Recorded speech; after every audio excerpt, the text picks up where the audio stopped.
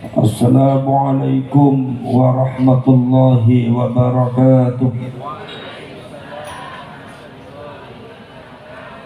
Bismillahirrahmanirrahim. Hamdan wa syukran lillah, wa salatan wa salaman ala sayyidina Rasulillah Muhammadin ibn Abdillah wa ala alihi wa ashabihi wa man tabi'a hudahu wa wala.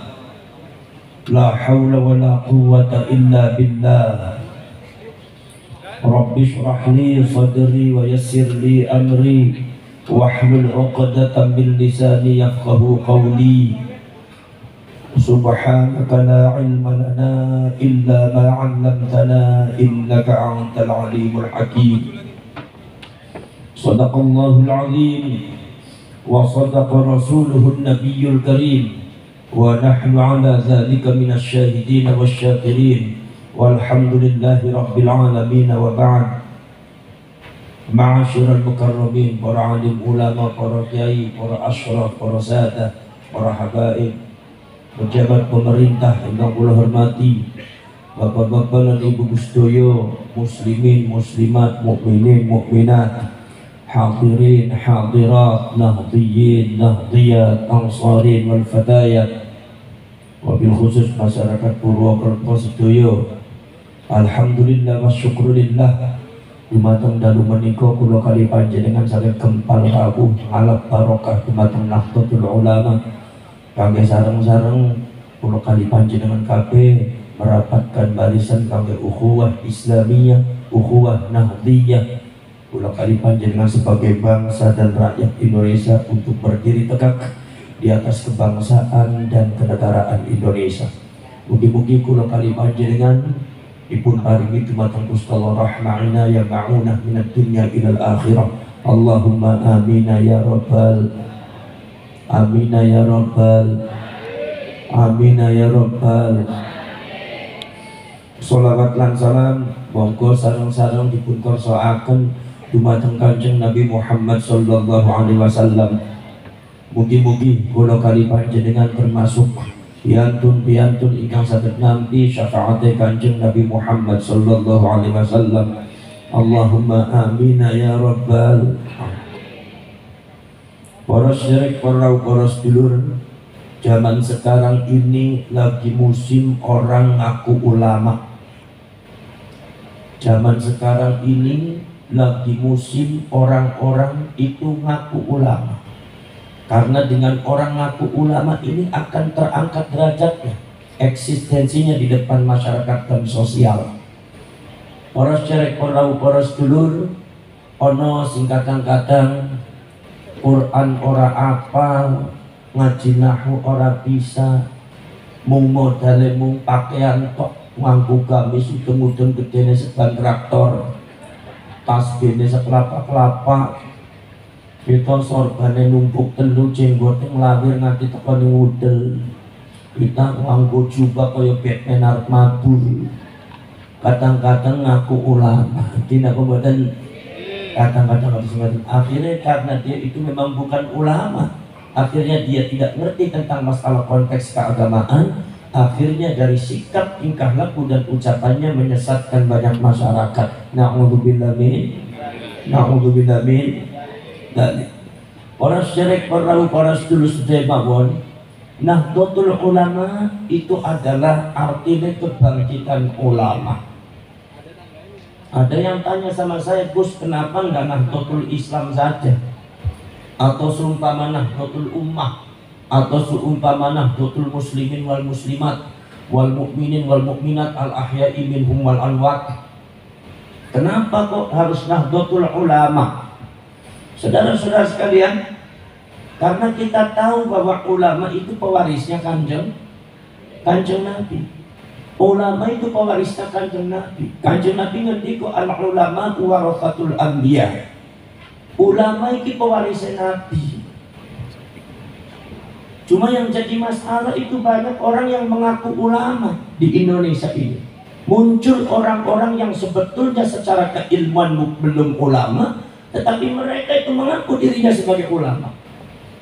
Muncul orang-orang yang sebetulnya belum berhak untuk berfatwa. Tetapi dia berfatwa di depan masyarakat Indonesia, ini nggak boleh, ini haram, ini bid'ah, ini begini, ini begini. Nah, ini akhirnya banyak menyesatkan masyarakat Indonesia. Banyak memberikan satu asumsi kepada masyarakat Indonesia tentang agama Islam yang tidak benar. Saudara-saudara sekalian, maka Nahdlatul Ulama ini disebutnya Nahdlatul Ulama, di bawah pergerakan semua Nahdlatul Ulama, umat membimbing masyarakat dari Sabang sampai Merauke ini adalah dibimbing di bawah panji para ulama. Saudara-saudara sekalian, sekarang kalau seumpama ulama NU di dalam membimbing ulama tidak sembarangan. Orang NU kalau seumpama tidak pintar ngaji, orang tidak pintar dalam masalah agama, tidak akan disebut dirinya ulama, walaupun gedenya ujung-ujungnya gedenya sebandakon, walaupun pakai jubah, tidak akan disebut ulama. Saudara-saudara kalian, selektivitasnya sangat luar biasa Nahdlatul Ulama. Maka dari itu, kalau seumpama ulama itu adalah saudara-saudara sekalian yang ada di sekitar masyarakat Indonesia, itu kemudian ada yang mengaku di sini ulama, di sini ulama, di sini ulama, maka ada cirinya ulama. Apa cirinya ulama? Kalau seumpama tidak ada ciri-cirinya, berarti ente jangan ngaku ulama. Saudara-saudara sekalian, apa ciri-cirinya ulama? Ya, ulama warathatul anbiya. Ulama itu pewarisnya para nabi. Lah, ulama pewarisnya para nabi. Terus Imam Ahmad An-Naqsyabandi, seorang ulama besar mazhab Thariqah Naqsyabandiyah, mengatakan bahwa ulama itu pewarisnya para nabi, ay min jihadil khususiyah. Anggene didelok saka khususiyah, keistimewaan. Lho, keistimewaan pripun? Para sederek, para sedulur, Kanjeng Nabi, para nabi dari nabi diberikan khususiyah oleh Allah, namanya khususiyatun nubuwah. Khususiyatun nubuwah, keistimewaan kenabian. Dari khususiyatun nubuwah bakal turun adalah jauharatun nubuwah, yaitu adalah mutiara-mutiara kenabian. Dari jauharatun nubuwah bakal turun adalah amrul khariqul lil adah, perkara sing bedol saka adat, kebiasaan luar biasa, mukjizat sing Gusti Allah Ta'ala, termasuk at-ta'alimul ilahiyah, pelajaran-pelajaran langsung saka Gusti Allah, sehingga para nabi tidak belajar bisa pintar sendiri. Nabi Muhammad niku mboten belajar ilmu politik, dia pintar ilmu politik. Kanjeng Nabi mboten belajar ilmu ekonomi, dia pintar ilmu ekonomi. Kanjeng Nabi mboten belajar ilmu tata negara, ya Kanjeng Nabi pintar ilmu tata negara. Kanjeng Nabi mboten belajar ilmu hukum, tapi justru undang-undang dan hukum berasal dari dawuhna Kanjeng Nabi. Ini karena Kanjeng Nabi punya apa? Punya at-ta'alimul ilahiyah, di mana at-ta'alimul ilahiyah ini adalah berasal dari khususiyatun nubuwah, yaitu keistimewaan kenabian. Saudara-saudara sekalian, ini yang menyebabkan saudara-saudara sekalian, Nabiullah Adam alaihissalatu wassalam, Nabiullah Adam alaihissalatu wassalam mondok di depan Allah subhanahu wa ta'ala, mondok kepada Allah cuma sebentar. Karena Imam Jalaluddin Muhammad bin Ahmad Al-Mahalli mengatakan bahwasanya Nabiullah Adam itu mondok belajar sama Allah lahdatan yasiratan, hanya sebentar. Tapi Allah berfirman di dalam Al-Quran, wa 'allama Adam al-asma'a kullaha, di mana Nabiullah Adam alaihissalam belajar sama Allah subhanahu wa ta'ala sekedap ning ilmu sedoyo ilmu angsal, semua ilmu dapat. Tapi saudara-saudara kalian, ada lawannya Nabiullah Adam apa? Yaitu adalah iblis. Iblis itu saudara-saudara sekalian, iblis belajar kepada Allah itu bukan ratusan tahun, ratusan juta tahun, tetapi ternyata ilmunya tidak dapat semuanya, tidak pula. Sehingga ketika iblis itu sombong menantang Nabi Adam, Nabiullah Adam diajari oleh Allah sebentar, tapi ilmunya dapat semuanya.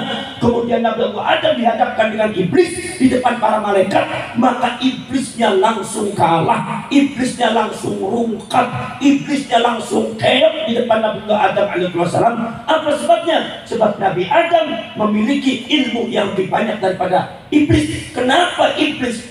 lebih senior, lebih tua, mondoknya ratusan juta tahun, tapi ilmunya di bawah Nabi Adam. Sementara Nabi Adam itu adalah makhluk baru, mondok kepada Allah hanya sebentar saja, tetapi diberikan oleh Allah Subhanahu wa Ta'ala ilmu, semua ilmu. Itu karena apa? Karena Nabi Adam memiliki khususiyatun nubuwah. Faham napa mboten? Paham napa mboten? Ya, paham ora paham, sing penting manggut-manggut beres. Mantuk-mantuk angsal ganjaran nggih. Ngantuk napa mboten? Lho sing ngomong kus masa wengi-wengi kok ora oleh ngantuk ya ora. Urusan masalah ngantuk ning pengajian ya ora ana ning wengi tok. Wong sampean kabeh wong Purwokerto ngaji awan-awan marang kaine tetep ngantuk. Ngaji esuk ngantuk, ngaji awan yang ngantuk. Ya memang mripate sampean nek ngaji ngantukan kowe. Para sedherek, para sedulur sedaya niki. Iki para sedherek prosedur. Nomor selanjutnya apa yang disebut oleh Imam Ahmad, nusratun minallah, pertolongan dari Allah. Dari khususiyatun nubuwah ini adalah pertolongan dari Allah. Di mana Nabi Adam ditolong oleh Allah untuk melawan iblis. Nabi Adam harus menang melawan iblis. Pertolongan dari Allah ini menunjukkan Nabi Adam harus menang, nggak boleh kalah. Kenapa? Karena Nabi Adam yang khususiyatun nubuwah. Saudara-saudara sekalian, makanya saudara-saudara sekalian, Nabi Nuh melawan umatnya, Nabi Ibrahim melawan Raja Numrud yang begitu berkuasa dan sangat kaya raya, dilawan oleh Nabi Ibrahim. Nabi Ibrahim harus menang karena Nabi Ibrahim adalah Nabi, karena Nabi Ibrahim adalah Rasul, karena Nabi Ibrahim memegang khususiyatun nubuwah, keistimewaan kenabian dari Allah, maka harus menang. Ini yang disebut nusratun minallah. Kita jangan aneh kalau seumpama Nabi Musa yang sangat miskin dan sangat tidak punya apa-apa. Nabi Musa itu miskin, gak punya apa-apa. Nabi Harunnya juga miskin, tetapi diperintah oleh Allah Subhanahu wa Ta'ala, ya Musa, idhab ila fir'auna innahu tagha faqul hal laka ila an tazakka wa ahdiyaka ila rabbika fatakhsha. Nabi akan suruh memberikan peringatan kepada Fir'aun, di mana Fir'aun itu adalah raja di raja, mengaku dirinya Tuhan, kekayaannya sangat luar biasa.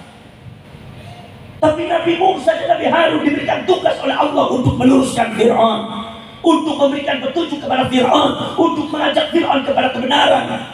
Subhanallah, saudara-saudara sekalian, terjadi perdebatan, setelah perdebatan itu terjadi peperangan, saudara-saudara sekalian, karena Fir'aun itu adalah tidak memegang khususiyatun nubuwah.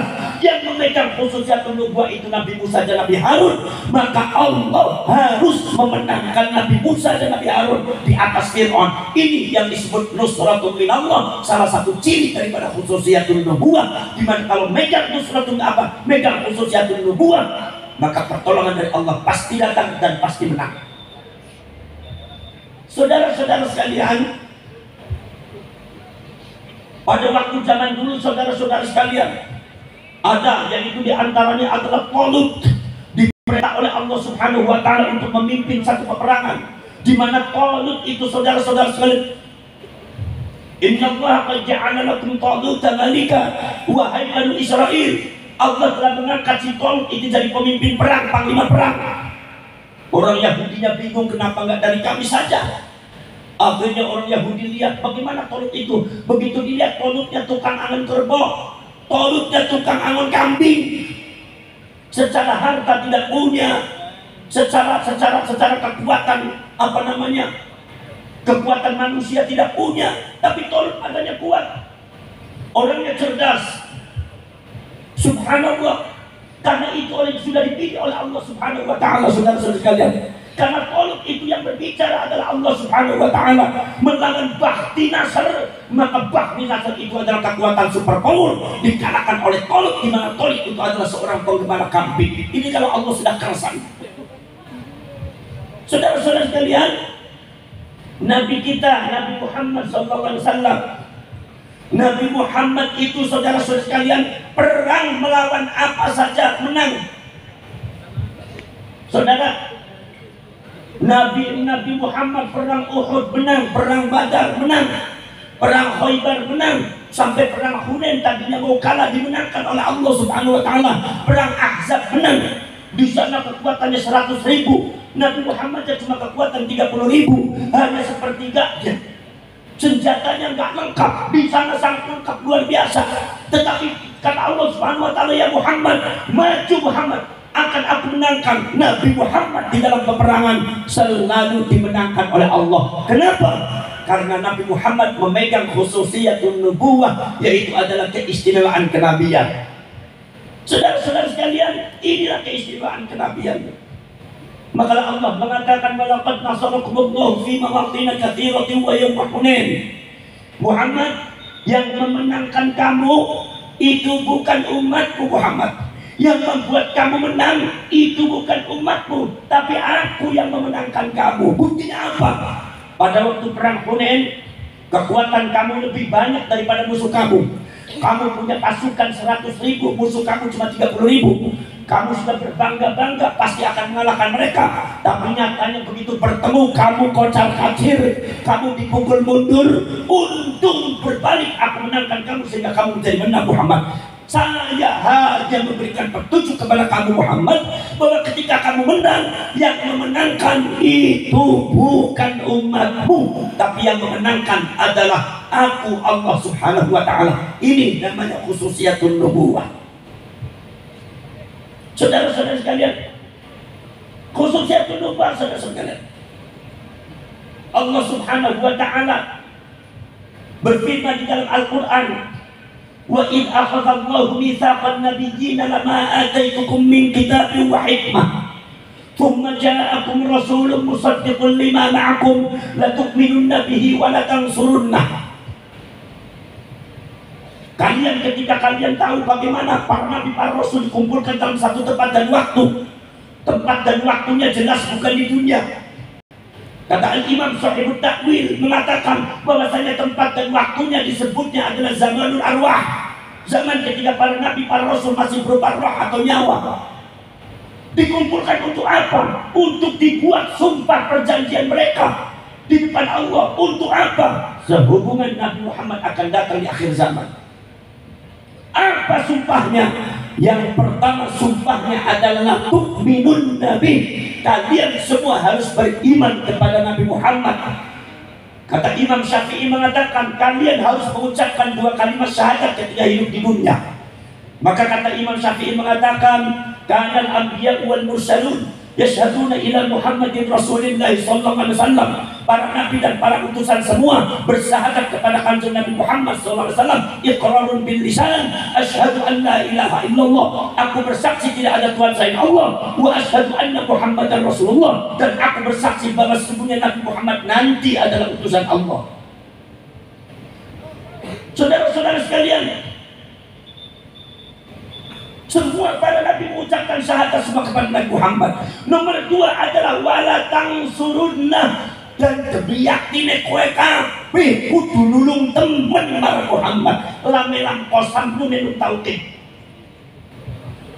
Kamu harus betul-betul membantu Muhammad, siap menolong Muhammad.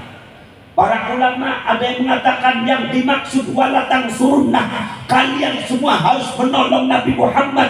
Itu maksudnya adalah ketika kalian hidup di dunia, ketika kalian hidup di dunia bertemu dengan zamannya Nabi Muhammad, bertemu dengan ahdu Muhammadin, maka kalian kitabnya harus diganti dengan kitabnya Muhammad, maka syariat kalian harus diganti syariat Muhammad, undang-undang kalian harus diganti dengan undang-undangnya Nabi Muhammad. Dan kalian harus menjadi umatnya Nabi Muhammad SAW yang siap menolong Nabi Muhammad SAW. Ini yang disebut wala tansurunna, yang disebut nusratun minallah, pertolongan dari Allah. Jadi nusrat, pertolongan dari Allah, itu sudah dicap oleh Allah Subhanahu wa ta'ala kepada para nabi, khususnya adalah Nabi Muhammad SAW, di mana itu adalah timbul daripada khususiatul nubuwah. Yang kanjeng Nabi ono khususiatul Muhammadiyah, iku nusratu minallah, selalu akan diturunkan kepada para nabi dan para rasul. Mau para nabi ora pernah kalah, para nabi ora pernah kalah, nek apa baik mesti menang. Para sedherek, para sedulur sedherek, Maka dari itu para syekh prosedur Imam Ahmad mengatakan summan basakot ila ummatihi, khususiyatun nubuwah itu merentek nyebar kepada umatnya, turun kepada umatnya. Al-insanul mukhtar, manusia-manusia yang dipilih oleh Allah Subhanahu wa taala yang disebut ulama. Kalau Nabi khususiyatul nubuwah, kalau ulama namanya khususiyatul wilayah. Keistimewaan kewalian, keterkasihan kepada Allah, keterkasihan Allah kepada dia. Keistimewaan di mana dia orang terdekat dengan Allah. Dari khususiyatul wilayah turunlah jauharatul wilayah, yaitu adalah mutiara kewalian. Dari jauharatul wilayah ini turun at-ta'alimul ilahiyah, pelajaran langsung dari Allah yang biasa kita sebut ilmu laduni. Jadi orang Purwokerto kalau seumpama pengen ilmu laduni jadi ulama disit, ngaji disit sebagai ilmu laduni toko. Kadang-kadang ada orang kepengen ilmu laduni ngaji orang gelem untuk orang gelem. Pengennya wirid terus pikir nih durian ini pikan kelapa. 41 dina 41 bumi. Bar mudun rambutnya keriting kabeh, apa disambar bledek ping 17. Bejare wong buntet ya wis puas nemen gue. Para sedherek para sedulur pamon. Ini para sedulur. Kemudian ada lagi yaitu adalah yaitu adalah al-khilqatus syarifah, keluarbiasaan nikmat dari saka nabi rasul disebutnya adalah mukjizat, nikmat dari saka para ulama para kiai disebutnya karomah. Milo Imam Ibnu Arabi ngendika karamatul ulama wal auliya qit'atun min mukjizatin nabi. Karomahnya para ulama para nabi itu adalah karomahnya para ulama para wali itu adalah percikan dari mukjizatnya Kanjeng Nabi Muhammad sallallahu alaihi wasallam. Saudara-saudara sekalian, nomor selanjutnya para saya profesor napa? Nusratum minallah, pertolongan dari Allah. Yang panjenengan benar-benar ulama mana yang benar-benar mewarisi Nabi, gampang ciri-cirinya apa? Ulama yang selalu dimenangkan oleh Allah, itu adalah ulama pewaris Nabi. Nek ditelok itu sing menangan temennya ulama NU ki menangan temen. Kenapa badan? Saya lihat itu khususnya ada di NU, Pak. Walaupun tidak menutup kemungkinan yang lain juga ada, tetapi saya lihat di Nahdlatul Ulama itu adalah khususnya itu apa? Nusratul minallah. Nahdlatul Ulama selalu dimenangkan oleh Allah di Indonesia ini. Nahdlatul Ulama seolah-olah tidak boleh kalah di Indonesia ini. Kenapa? Karena memegang khususiatul wilayah. Karena memegang apa? Nusratul minallah. Ini yang disebut pewaris para nabi. Kata Imam Ahmad, min jihadil khususiyah, mewarisi para nabi dilihat dari segi khususiyah. Masya Allah, saudara-saudara kalian, coba lihat NU niku melawan apa aja menang. Melawan Orde Lama menang. Melawan Mali Polsek Prosedur, NU melawan Masumi sing hancur, NU tetap berdiri. Padahal pada waktu Nahdlatul Ulama itu menerima nasakom, itu maksudnya adalah melindungi Bung Karno dari politiknya orang-orang komunis, tapi difitnah oleh orang-orang Masumi bahwasanya Nahdlatul Ulama itu adalah mendukung komunis, bahwa Hasbullah kalau dibuka batu kepalanya adalah isinya palu dengan arit. Fitnah yang sangat luar biasa. Allah Maha tahu yang dihancurkan oleh Allah bukan NU, apa? Ya Masumi. Tidak mudah. Kemudian terus ono PKI. Allah Subhanahu wa taala memberikan petunjuk bagi orang-orang yang menuduh sebelumnya bahwa Nahdlatul Ulama itu mendukung komunis, mendukung PKI. Subhanallah, Allah menunjukkan yang membubarkan PKI, yang menghancurkan komunis di Indonesia itu adalah Nahdlatul Ulama. Ini adalah bukti Allah Subhanahu wa taala, ini adalah menunjukkan kepada orang-orang bahwa NU di mana-mana, kan kapan saja NU harus menang. Makanya kalau orang di NU pasti menangan. Kalau ada kiai nggak ikut NU biasanya kalahan biasanya. Saudara-saudara sekalian, Nahdlatul Ulama saudara-saudara sekalian luar biasa. Nahdlatul Ulama melawan Orde Baru 32 tahun Pak Harto 32 tahun Pak Harto, saudara-saudara sekalian, mengebiri NU, mendiskriminasikan NU, memarjinalkan NU.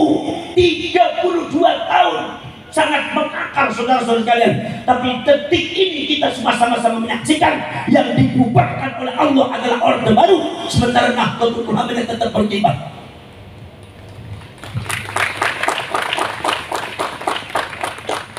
Jadi kalau seumpama aduh siapa yang pewarisnya para nabi, dilihat sejarah, sirahnya dilihat, bukan cuma klaim, sejarahnya dilihat. Ente bagaimana, kita bagaimana. Saudara-saudara sekalian, setelah Orde Baru kemudian NU menghadapi siapa? Menghadapi HTI, Hizbut Tahrir. Walaupun Hizbut Tahrir orang Indonesia, Hizbut Tahrir Indonesia orang tanggung-tanggung, sing didol bareng sampean kalimat tauhid la ilaha illallah Muhammadur Rasulullah, kalimat sing paling diremeni karo orang NU. Tapi untuk menjelek-jelekan orang NU sampai di framing, diklaim bahwa bangsa NU anti kalimat tauhid, dasmu gundul. Mungkin apa tadi? Sekarang saya tanya, orang yang mengagungkan kalimat tauhid itu membuat bendera atau mengucapkan? Mengucapkan kalimat tauhid atau membawa bendera? Kalau seumpama katanya mengagungkan kalimat tauhid dengan membawa bendera, saya minta dalilnya mana, Qurannya mana, hadisnya mana? Kalau seumpama orang NU mengagungkan kalimat tauhid, bukan mengibarkan benderanya, tapi mengucapkan kalimat tauhid sesuai dengan tuntunan Allah dan tuntunannya Rasulullah. Rasulullah mengatakan banyak di hadis, man qala la ilaha illallah, man qala la ilaha illallah, man qala la ilaha illallah, wa man tanafasahu ghufir lahu ma taqaddama min dhanbihi. Barang siapa yang mengucapkan kalimat la ilaha illallah Muhammadur Rasulullah, dipanjangkan nafasnya seperti hanya kita tahlil la ilaha illallah sampai nafasnya habis 3 kali. Rasulullah mengatakan kalau dibaca dengan ikhlas, Allah akan mengampuni dosa kalian. Tapi Rasulullah mengatakan mangkola, mengucapkan, tidak ada mengibarkan bendera. Kata Allah Subhanahu wa ta'ala, la ilaha illallah wa ana huwa. La ilaha illallah, saya itu la ilaha illallah. Faman qalaha fahuwa fi hisni, wa man kana fi hisni fahuwa aminun min aqabi.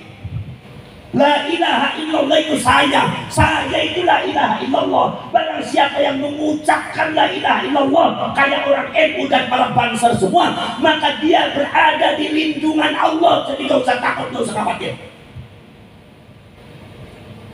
Barang siapa yang berada di lindungan Allah, maka bakal aman dari siksa Allah.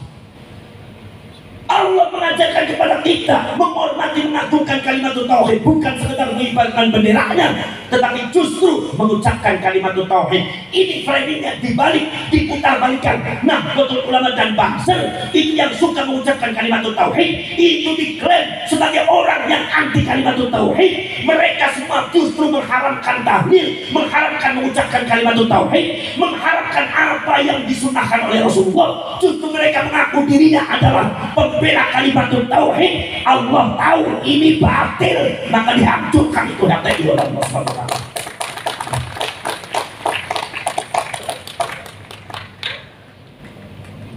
Hancur saudara-saudara sekalian. Dibungkus dengan jihad, dibungkus dengan takbir, dibungkus dengan apalagi pembelaan Islam, dibungkus dengan jihad, dibungkus dengan apa, semuanya ada semua. Tapi Allah tahu, Allah tidak tidur, Allah nggak bodoh, Allah tahu mana yang benar, mana yang tidak. Maka itu semua tidak benar, maka Allah hancurkan itu. NU tetap berkibar. Laras boten. Setelah HTI kemudian ada lagi muncul apa? FPI, Front Pembela Islam. Orang tanggung-tanggung ning gurine Habib kabeh sing ngakune putune Kanjeng Nabi. Mila sampe lawane kedor lawan putune Kanjeng Nabi. Apa maneh Habib cumure dawa-dawa jenggote dawa-dawa ngombe jubahe gede-gede wis kedor kabeh wong Purwokerto. Nggih napa ten? Subhanallah. FPI Saudara-saudara di belakangnya para habaib sudah mulai mencoba mengutak-utik NU, menjelek-jelekkan KNU, memframing KNU yang tidak benar. Saudara-saudara kalian sudah mulai memisahkan diri daripada Nahdlatul Ulama. Orang-orang NU yang tadinya betul-betul khidmat kepada NU, senang sholawatan, senang tahlilan, dipisah dibawa ke FPI. Ketika sudah masuk ke FPI, akhirnya dia tidak suka lagi pada NU. Dia kemudian suka mengkritik KNU, suka menjelek-jelekkan KNU, bahkan sudah di luar batas tingkah lakunya. Allah Maha tahu, walaupun di FPI itu ada orang-orang yang mengaku dirinya cucunya Rasulullah, tapi ini tidak benar, ini batil, maka dihancurkan oleh Allah itu FPI.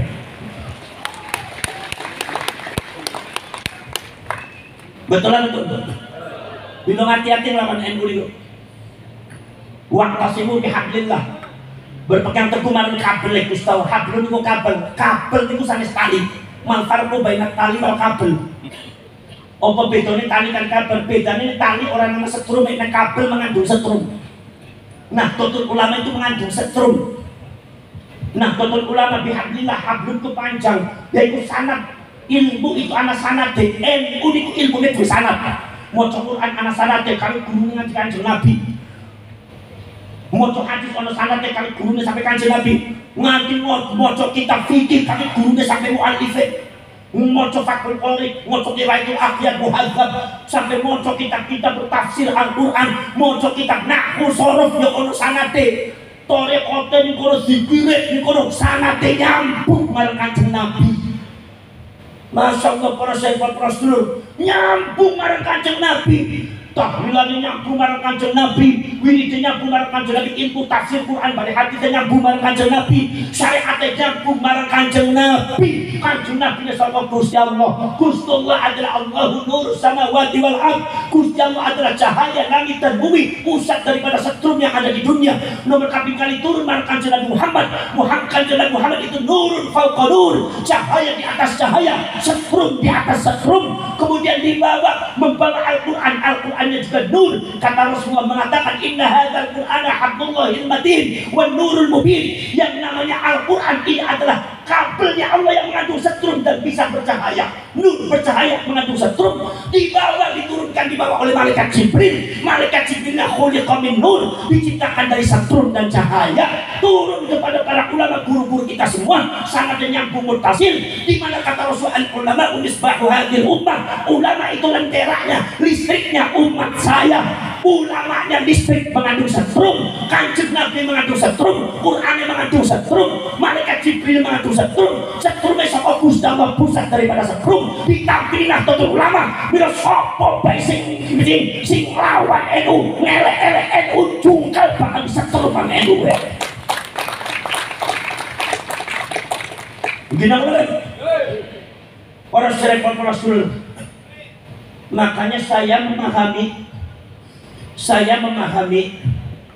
bahwasanya kalau seumpama ada kiai-kiai NU yang sekarang sedang membahas nasab dan eksistensi masalah ba'ali atau habaib, ini menurut saya itu karena ada oknum-oknum habaib sing wis ora bener sikape marang NU, kualat marang NU. Gina mboten? Saudara-saudara sekalian, aku ngomong wong sing ora bener. Nek umpama sampean jadi habaib sing bener ora usah tersinggung. Nek tersinggung berarti padha ora bener ya. Kenapa betul?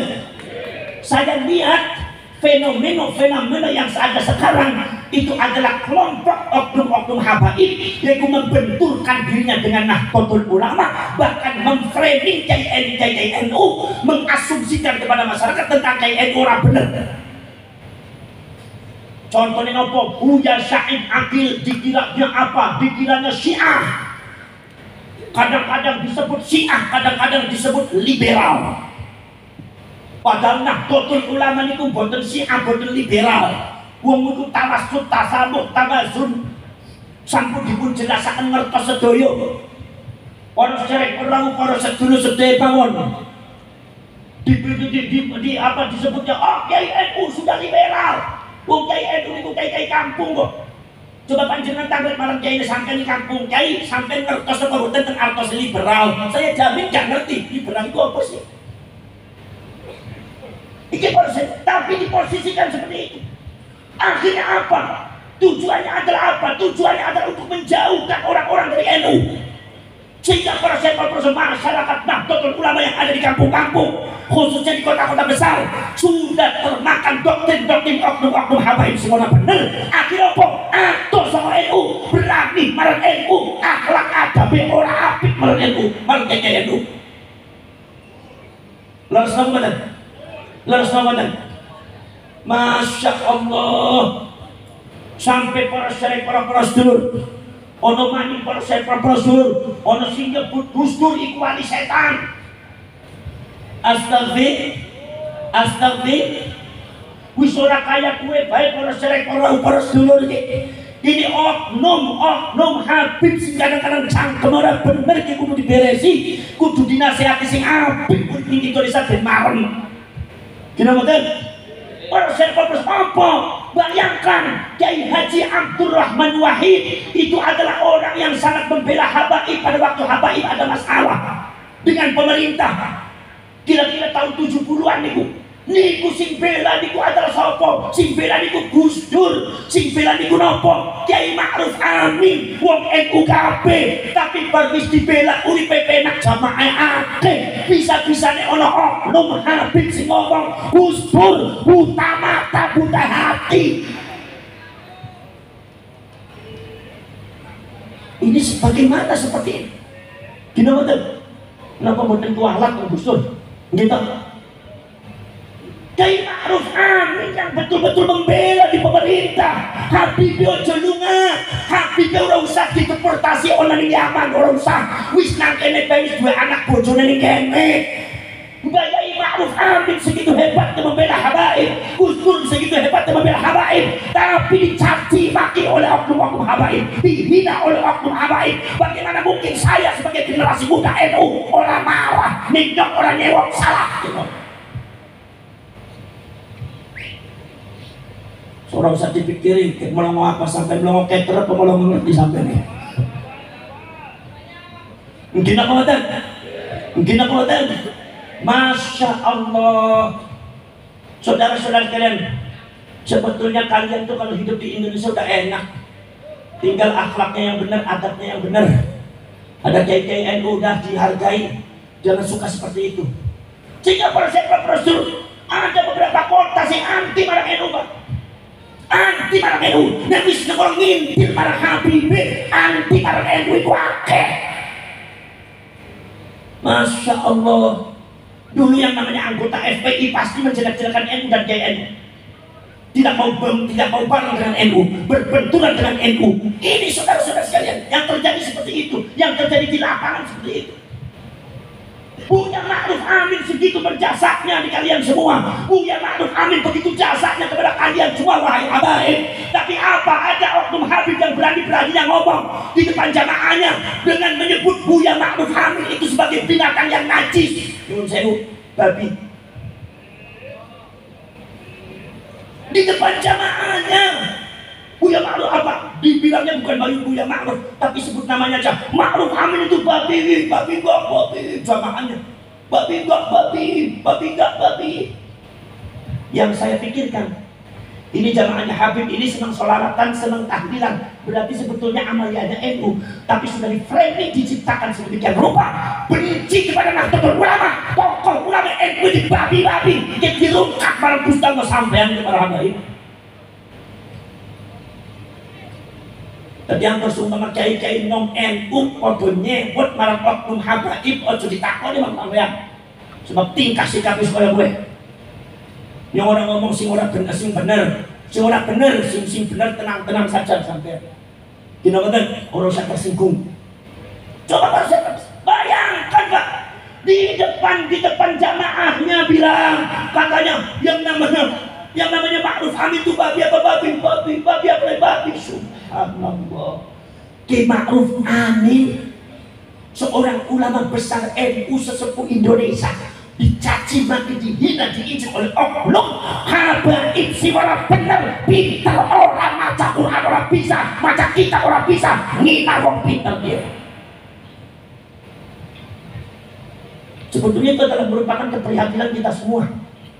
Kalau semua Anda semua Gus, kenapa Anda seperti itu? Saya sebelum Anda bertanya seperti itu, saya tanya dingin, kenapa habaibnya seperti itu? Gimana? Ngaku lagi pengen orang pernah kayak gini, tapi angker di konon deleng, masya Allah, sudah sikapnya sudah sangat luar biasa.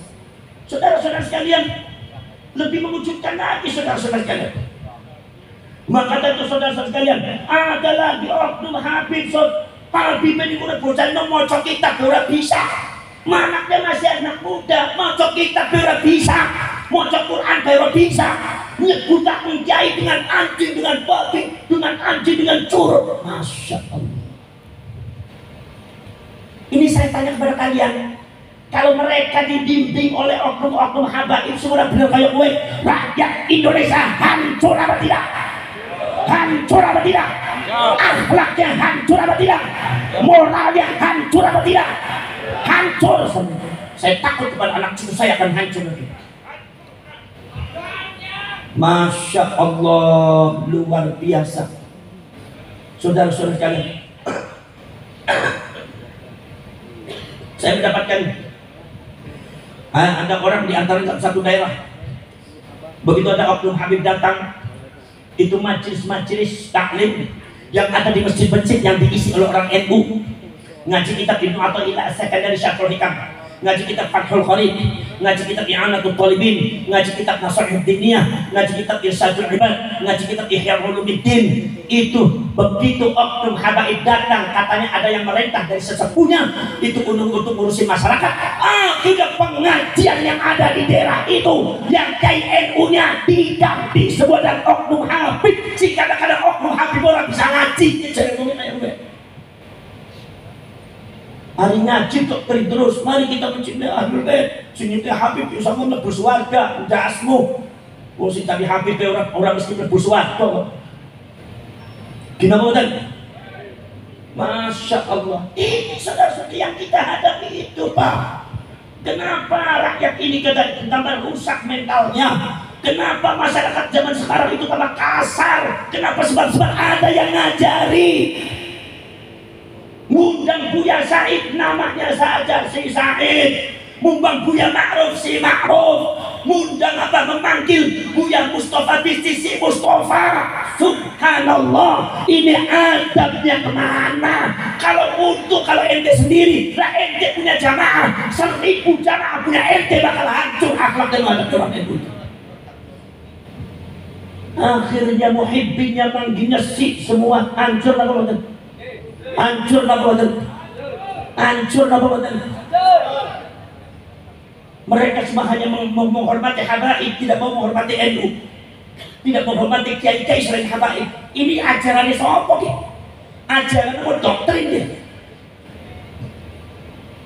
Jadi saudara-saudara kalian, nomor selanjutnya saudara-saudara sekalian deh, klaim yang harus kita perhatikan. Saya hanya mengingatkan kalian masyarakat Banyumas, hanya mengingatkan kalian. Selanjutnya terserah panjeringan, wong niki tanah panjeringan. Tapi ini ada oknum habaib sih kadang-kadang ngeklaim tanah Madura adalah tanah yang diciptakan untuk habaib. Tanah Pasundan atau dari Murai Pamuntok sampai Garut sampai Tasikmalaya adalah tanahnya habaib. Saya bukan fitnah, bukan YouTube-nya ada. Sampai ada yang mengatakan bahwasanya yang namanya Jawa itu bintu Tarim, anaknya Tarim. Tarim adalah milik orang-orang ulama-ulama dari Yaman. Saudara-saudara sekalian, milik ulama dari Yaman, diklaim semua punya Yaman, punya Tarim, punya habaib. Ada lagi mengklaim bahwasanya Indonesia Raya yang buat adalah Habib. Nahdlatul Ulama yang buat adalah Habib, bukan Mbah Hasyim Asy'ari. Ada yang mengatakan Mbah Hasyim Asy'ari itu pada waktu mau membuat NU meminta izin kepada Habib, jadi otoritasnya ada pada Habib. Ini pembelokan sejarah, ini sangat bahaya. Sudah mengklaim mengajari orang Habib, mengklaim Angger sumpama mengklaim untuk tujuan kebenaran, orang pati jadi masalah. Ini tujuannya malah justru ngampuni kayak itu. Saya kira titik poin daripada pembedahan nasab itu dari situ. Rungkatnya itu dari situ. Kenapa? Hilangnya sebagian daripada oknum habaib takzim kepada Nahdlatul Ulama, dan Allah tidak suka, Rasul pun tidak meridhoi, makanya dirungkat. Allah mengutus pasukannya untuk merungkat. Saudara-saudara sekalian, ada lagi saudara-saudara sekalian yang mengatakan bahwasanya kalau seumpama orang itu, kalau seumpama ngaji sama Habib satu walaupun bodoh lebih mulia daripada ngaji sama kiai 70 kiai walaupun alim. Saya mau tanya, kalau ngaji sama Habib, Habibnya bodoh, saya mau tanya, ngaji apa? Kalian ngaji Quran sama Habib, Habibnya nggak bisa baca Quran, bisa baca Quran tapi nggak bisa tajwid, ngaji apa? Dipikir pakai otak yang pintar orang Banyumas. Saudara-saudara sekalian, ada lagi saudara-saudara sekalian, banyak lagi oknum Habib, lagi. Saya hanya memflurkan, memonotolkan kepada kalian realita yang ada terjadi di negara kita seperti itu. Kalau seumpama saya tidak menceritakan, salah saya, karena ini sangat berbahaya. Jadi kalian harus tahu urusan oknum Habib, orang senang, orang apa, semua orang senang itu urusan lenyong. Harus diwaspadai. Ini mengklaim-klaim ini. Ada yang mengatakan bahwasanya Indonesia tanpa Habib, Indonesia tidak akan mengerti pangeran, Indonesia tidak akan mengerti Tuhan, Indonesia tidak akan mengenal Kanjeng Nabi Muhammad SAW. Indonesia masih menyembah pohon. Oh, no oknum Habib sincang kamera yang kayak kiai. Ini jelaskan bab pembohong. Habaib datang abad ke-19, cerita yang benar. Kalau nggak pengen dimarahin sama orang, kalau cerita yang benar. Habaib datang abad ke-19, yang mendatangkan adalah Belanda. Bukan saya benci, bukan apa. Ini memang realitanya Belanda yang mendatangkan. Habaib datang abad ke-19. Di situ sudah ada Mbah Hasyim Asy'ari, Mbah Rasulullah, Mbah Ahmad Dahlan.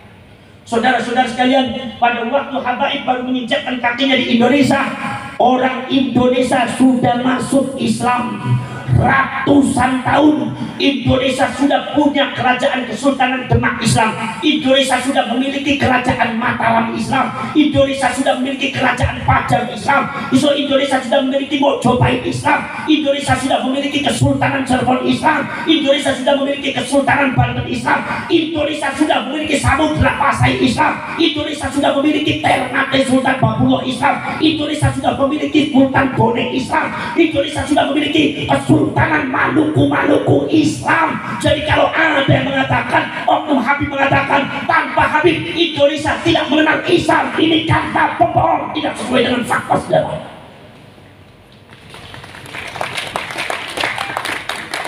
Lo jadi kira aja digoroi terus ya. Ini model kayaknya gampang digoroi ya. Asal ilmunya dalam aku coba berketurunannya mau songo, ngaku butuh Kanjeng Nabi irungnya blesek-blesek, orang nasi percaya ya. Orang saya pura-pura dulu. Ini sudah mengklaim. Saudara-saudara sekalian, bahkan sekarang sudah banyak ditemukan pemalsuan makam-makam, baik yang dilakukan oleh oknum Habib atau bukan Habib. Ini harus dibenerin. Sejarahnya dibelokkan. Ada beberapa pahlawan, makam pahlawan kita dibelokkan, dibaalwikan, dihabibkan. Kenapa Anda seperti itu, wahai Habib? Buat apa, wahai Habib? Buat apa, wahai Hadrami? Makam-makam itu adalah milik orang Jawa. Punya Mataram Islam, punya Mojopahit Islam, punya Periangan, punya Kesultanan Cirebon Islam. Makam-makam itu adalah para pahlawan-pahlawan orang-orang Indonesia asli pribumi. Kenapa harus dibaalwikan? Kenapa harus dihabibkan? Ini namanya buat rusuh. Anda yang membuat orang Indonesia marah. Kalau orang Indonesia marah, Anda jangan tanya dan Anda jangan menyalahkan. Kenapa? Itu dari sikap Anda yang tidak benar.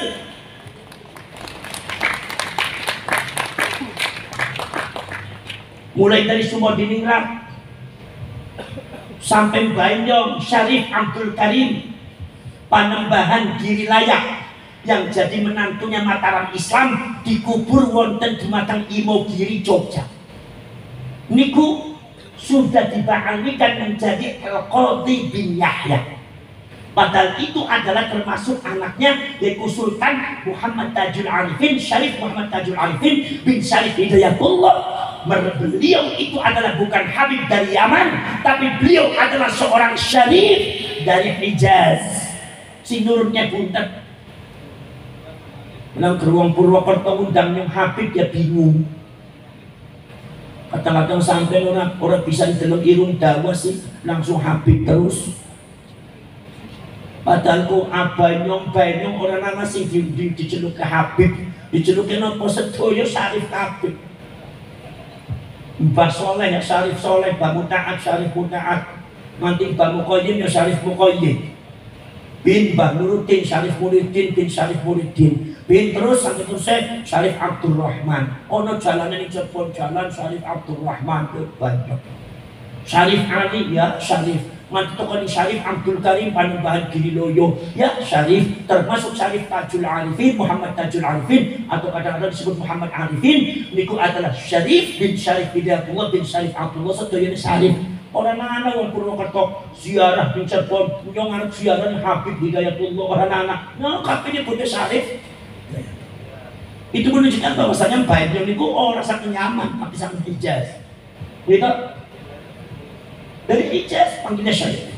Saudara-saudara sekalian, nah ini saudara-saudara sekalian, makam-makam palsu ini dibuat oleh oknum-oknum Habib semua benar. Nyontok paling berpuas pada laporan Gus nyuwun sewu Gus iki ono oknum Habib lu gawe makam semua bener Gus. Kayaknya palsu Gus. Ya wis kok dhisik urus dingin Laskar Sabilillah dingin. Urus dingin kono kebangkitan Wali Songo. Insya Allah ben kaya kowe kok diurusi kabeh. Nek sumpah sing palsu-palsu dibongkar bae. Di Probolinggo itu ada 4 makam yang dibongkar oleh masyarakat, dibuat oleh oknum Habib yang tidak benar. Apa sih kata oknum Habibnya mengatakan bahwa ini adalah makamnya Wali Kutub Habib ini bin ini 4 makam. Begitu ada tesisnya masalah tesisnya Cik Imaduddin, masalah yang berkaitan dengan nasabnya para habaib itu orang nyambung bareng Kanjeng Nabi, isu masalah pemalsuan makam, masyarakatnya bergerak. Kata masyarakat mengatakan jangan-jangan ini makam ini juga palsu. Karena apa? Karena yang membuat adalah oknum Habib, dan saya lihat dulu tuh nggak ada makam di situ, adanya kesalahan. Akhirnya masyarakat lapor ke gue lapor ke Kapolsek, ngurutuk sedoyo bro, apa sih apa? Dugi sedoyo untuk Dumateng makam niku. Aku gegeran ribut kali penjaga makame, kuncen makame disingkirakan. Aku masyarakat bareng-bareng bongkar makame. Pas dibongkar sedoyo 4-4 dibongkar diceduk ternyata orang nana isiye. Aku pengen takon itu oknum Habib gawe makam palsu ki maksudnya apa? Pertanyaan ini adalah mewakili daripada masyarakat Banyumas. Harus tahu betul. Maksudnya apa? Dia gawe makam palsu. Jawab maksudnya apa? Arep mengklaim kalau tanah Jawa milik Anda tidak bisa. Gimana betul? Masya Allah. Di Indramayu kemarin saya lihat, di Indramayu ternyata ada beberapa makam yang sudah terkenal, diduga itu juga palsu karena kesaksian masyarakat. Dulu tanahnya rata nggak ada makam. Termasuk di Kerawang juga bangunannya sudah mewah, bahkan mungkin kalau dibangun itu ratusan juta, bahkan mungkin miliaran. Ini proyek yang sangat besar. Ini sudah terorganisir dan tersistematis. Jadi Anda sebagai anak bangsa tidak boleh diam.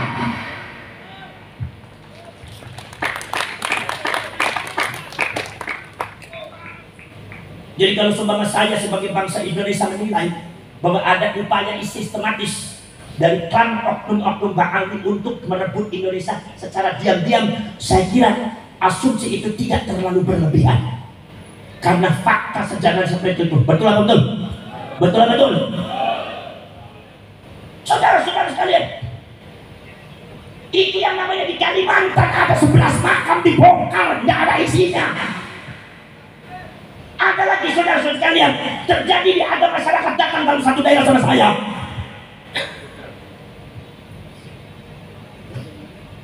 Dulu dia termasuk bagian daripada tim pencari kuburan.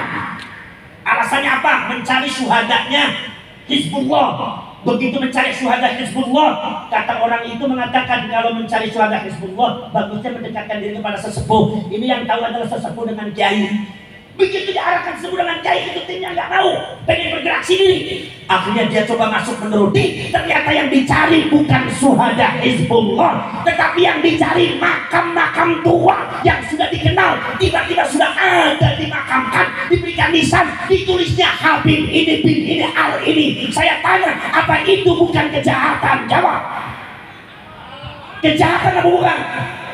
Anda sebagai anak bangsa tidak boleh diam, wahai Banyumas. Kenapa? Prihatin kita sayang sama habaib-habaib yang benar, kita eman di mata habaib-habaib sing lurus. Tapi oknum-oknum sing model kayak dia gawe resah masyarakat Indonesia. Oknum sing model dia memiliki satu kejahatan yang sangat membahayakan rakyat Indonesia dan termasuk membahayakan bangsa Indonesia. Kita sebagai bangsa bukan sebagai rakyat saja. Makanya kalau seumpama di Banyumas ada makam-makam yang dicurigai palsu, segera laporkan pada Laskar Sabilillah. Segera laporkan sama Laskar Sabilillah. Nanti akan saya tempatkan di sini Laskar Sabilillah. Udah, ini urusan Laskar Sabilillah saja. Untuk NU menjaga stabilitas, menjaga stabilitas nasional, menjaga ukhuwah Islamiyah saja. Urusan masalah ini ketegasannya pegang oleh Laskar saja. Karena ini kalau cuma ada yang mengatakan Gus, berarti itu adalah bukan gerakan NU. Bukan gerakan NU, ini termasuk gerakan ke-NU-an ini. Sebab apa? Sebab yang didoktrin untuk mencintai Habib yang tidak benar, ini kebanyakan korbannya orang NU. Masya Allah, kemarin saya itu di Cianjur, karena nanti akan ada acara lagi Cianjur nih. Sudah dari Cianjur udah diancam-ancam lagi. Nggak apa-apa, saya jalan. Nggak apa-apa, kalau semua ada yang melawan, kita lawan semua. Apa? Masa saya bilang pasukan Mataram, pasukan Mojopahit, Pajang, pasukan Priangan, Prabu Siliwangi mau mundur nggak, tapi model kayak gue. Orangnya mundur nih. Kenapa badan? Nangis. Kiai gue nangis itu.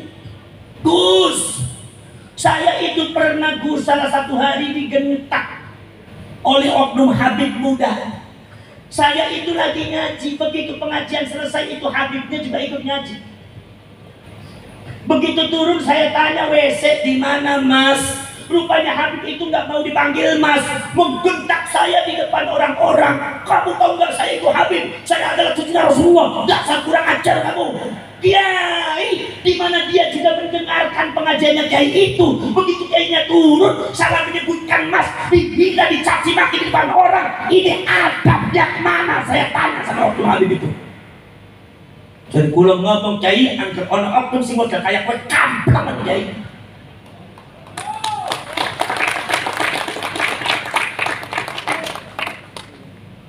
So, antara nasi nyewot majuan yang aku nyewot saya ini. Gina umatan, model kayak kue dibela marang sampean, bela apa sampean? Gina umatan.